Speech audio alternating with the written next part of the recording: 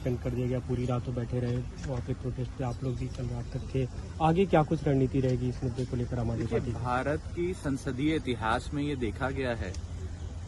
कि सस्पेंशन जो होता है किसी भी सदस्य को सत्र के लिए निलंबित कर देना, सस्पेंड कर देना, बहुत ही rarest of the rare occasions में ये हथियार का इस्तेमाल चेयर द्वारा किया जाता है। और अक्सर ये हथियार का इस्तेमाल ऐसे केसेस में किया जाता है जब या तो किसी सदस्य ने चेयर की प्रति या किसी सदस्य के प्रति आक्रमण किया हो, कोई एक्ट ऑफ वायलेंस हुआ हो, कोई कागज, रेजोल्यूशन या किताब फाड़कर चेयर पे फेंकी हो, या माइक तोड़ा हो, या कोई इस प्रकार की बहुत ही आपत्तिजनक चीज करी हो। लेकिन पहली बार देखा गया कि इस देश के एक बर्निंग इशू पे, एक ज्वलंत मुद्दे पे, हमारे देश का एक अभिन्न अंग मणिपुर जल रहा है, उस विषय पर बहस मांगने के लिए जब एक सदस्य चेयर के पास जाकर दरख्वास्त करने की, निवेदन करने का प्रयास करते हैं तो उन्हें सस्पेंड कर दिया जाता है। ये पहली बार देखा जा रहा है और ये दिखाता है कि शायद बीजेपी में अब टॉलरेंस का रत्ती भर भी अंश नहीं बचा है और उनका एक ही लक्ष्य है कि जो भी सांसद आवाज उठा रहा है बीजेपी के खिलाफ या बीजेपी के जो नाकामी है उसको उजागर कर रहा है, निकम्मेपन को उजागर कर रहा है, उसकी डबल इंजन की सरकार को एक्सपोज कर रहा है, उसे निलंबित कर दो। आज एक बेहद बड़ा राष्ट्रीय सुरक्षा का मुद्दा बन गया है मणिपुर। जो मणिपुर से हैवानियत भरी, बर्बरता भरी वीडियोस और फोटोग्राफ सामने आ रही हैं, इससे मुझे लगता है पूरे देश का दिल दहल गया है। आपने देखा कि कैसे एक कारगिल युद्ध के समय हमारे देश का एक जवान, एक सूबेदार जिसने देश के लिए लड़ाई लड़ी, देश की प्रभुता अखंडता की रक्षा करी, आज उसकी धर्म पत्नी को निर्वस्त्र करके जिस प्रकार से परेड कराया गया और छेड़छाड़ करी गई, उनके साथ कुकर्म किया गया, वो बेचारा सूबेदार कह रहा है कि मैंने देश की रक्षा तो करी लेकिन मैं अपने परिवार की, अपनी पत्नी की रक्षा नहीं कर पाया। इससे अभद्र दृश्य इस देश के लिए क्या हो सकता है? लेकिन महिला सुरक्षा का मुद्दा है, राष्ट्र सुरक्षा का मुद्दा, और इसलिए हम कहना चाहते हैं, विपक्ष की मांग क्या है, हम सब साथियों की मांग क्या है कि मन की बात बहुत हो गई, अब मणिपुर की बात। देश के संसद के मॉनसून सत्र में जो कि अभी सेशन चल रहा है, उस सेशन में अगर मणिपुर की चर्चा नहीं होगी तो कहां होगी? लेकिन गृह मंत्री कह रहे हैं कि हम तैयार हैं, उन्होंने कल बयान भी दिया कि हम दोनों सदनों में चर्चा के लिए तैयार है, विपक्षी बाधा उत्पन्न कर रहा है। विपक्ष तो लगातार नोटिस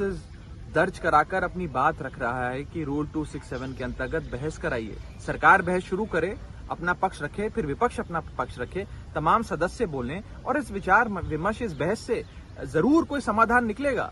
आज दुख की बात है कि दुनिया के कई बड़े देशों की जो संसद है, यूएस की संसद कह लीजिए और अन्य देशों की संसद कह लीजिए, वो संसद मणिपुर के मुद्दे पर गंभीर है, वो चर्चा करना चाह रही है। दुनिया के कई संसद भवनों में इस पर चर्चा हो भी गई है, लेकिन ये हमारे भारत देश का ही संसद है जिसमें मणिपुर पे चर्चा नहीं हो रही। क्यों नहीं हो रही है ये मैं पूछना चाहता हूं। एक महत्वपूर्ण विषय आपके सामने रखना चाहता हूं। क्यों मैं कह रहा हूं बार बार कि मणिपुर का विषय मात्र मणिपुर का विषय नहीं है, ये एक राष्ट्रीय सुरक्षा का विषय है। आज के अखबार ये हमें बताते हैं कि मणिपुर में जो आग लगी थी उसकी छींटें आज आसपास के राज्यों पर भी आने लगी हैं। आज सुबह की जानकारी है कि मिजोरम के अंदर भी एक पर्टिकुलर समुदाय के खिलाफ वायलेंस की घटनाएं सामने आ रही हैं और वहां से उन्हें हिदायतें दी जा रही हैं कि आप मिजोरम छोड़कर चले जाएं। तो कहने का मतलब यह है कि ये अब विषय सिर्फ मणिपुर का नहीं रहा, ये एक प्रकार से पूरे नॉर्थ ईस्ट का मसला बनता जा रहा है। इसीलिए हम सरकार से हाथ जोड़कर विनती करते हैं। लेकिन आप लोग जो सवाल उठा रहे हैं सदन में, डेकोरम और डिसिप्लिन की बात कर रहे हैं, जो राज्यसभा के सभापति हैं, कल उन्होंने कहा उससे हम समझौता नहीं कर सकते, सभी सदस्यों को सवाल उठाने का अधिकार है, आवाज उठाने का अधिकार है, लेकिन आपको डिसिप्लिन मेंटेन करना चाहिए, जो संजय सिंह नहीं कर रहे थे, उनका ये कहना था। जब जब सदन में विपक्ष जनता की आवाज उठाना चाहता है, ज्वलंत मुद्दे पर बहस चाहता है और सरकार वो बहस से भागती है, तो इसी प्रकार के लोकतांत्रिक हथियार लोकतंत्र को मजबूत करते हैं। ये मैंने नहीं कहा, ये अरुण जेटली साहब, उस समय के राज्यसभा के लीडर ऑफ ऑपोजिशन, और सुषमा स्वराज जी, उस समय की लोकसभा की विपक्ष की नेता, उन्होंने ये बात कही थी कि इस प्रकार से विरोध दर्ज करा के सदन को ना चलने देना भी संसद को और देश के लोकतंत्र को मजबूत करता है और संसद को चलाने की जिम्मेदारी सरकार की होती है। ये मैं नहीं कह रहा, बड़े विद्वान, बड़े नेता, इस देश के लीडर ऑफ ऑपोजिशन, केंद्रीय मंत्री रहे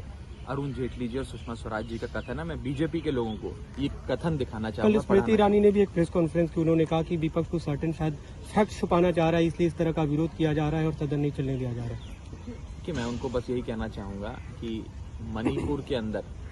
केवल breakdown of law and order machinery ही नहीं हुआ है, केवल ब्रेकडाउन ऑफ कॉन्स्टिट्यूशनल मशीनरी ही नहीं हुआ है, मणिपुर के अंदर ब्रेकडाउन ऑफ ह्यूमैनिटी भी हो गया है। और मेरी हाथ जोड़कर विनती है केंद्र सरकार के तमाम मंत्रियों से, केंद्र सरकार से, कि भारत के संविधान का पालन करें, आर्टिकल 355 और 356 लागू करें और मणिपुर के गवर्नर के आह्वान पे, जो रोज चैनल पर आकर खुद कह रही हैं, अखबारों के माध्यम से कह रही हैं, इंटरव्यू देकर कह रही हैं कि मणिपुर जल रहा है, मणिपुर को बचा लो, तुरंत प्रभाव से एन बीरेन सिंह की भाजपा राज्य की मणिपुर सरकार को बर्खास्त कर राष्ट्रपति शासन मणिपुर में लगना चाहिए, प्रेसिडेंट्स रूल लगना चाहिए, आर्टिकल 356 का आज पालन आप लोग इस मुद्दे पे पूरा हुआ, संजय सिंह को सस्पेंड कर दिया गया, पूरी रात तो बैठे रहे वहाँ पे प्रोटेस्ट पे, आप लोग भी कल रात तक थे। आगे क्या कुछ रणनीति रहेगी इस मुद्दे को लेकर आम आदमी पार्टी? भारत की संसदीय इतिहास में ये देखा गया है कि सस्पेंशन जो होता है किसी भी सदस्य को